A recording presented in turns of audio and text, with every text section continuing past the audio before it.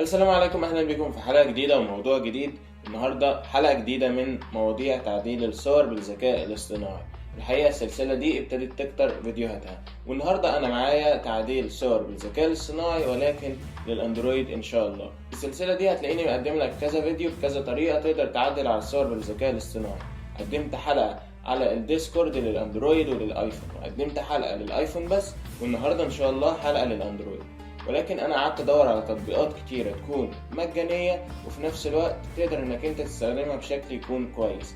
ولكن قعدت ادور فترة كبيرة جدا لحد ما وصلت لتطبيق هو التطبيق اللي هنشرح عليه النهاردة، وبكده يكون عندك كذا طريقة تقدر تعملهم بالموبايل وبشكل مجاني. وقبل ما ندخل للموضوع بتاعنا ما تنساش انك انت تتابعني وتكتب كومنت سواء على الفيسبوك او على اليوتيوب، دي حاجة هتفرحني جدا.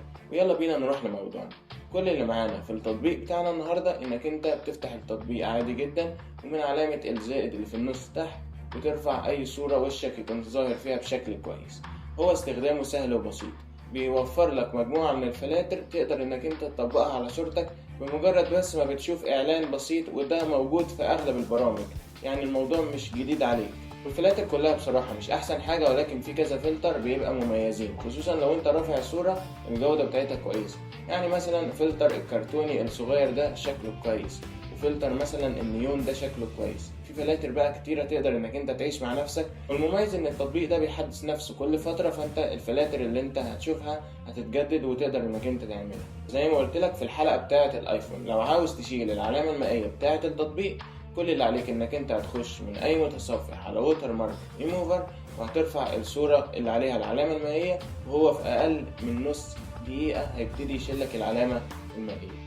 بس كده، اتمنى ان انا اكون افدتك، وان شاء الله الحلقات الجاية فيها مواضيع اكتر عن الذكاء الاصطناعي في اغلب المجالات اللي ليها علاقة بتصميم الجرافيك والتصوير الفوتوغرافي.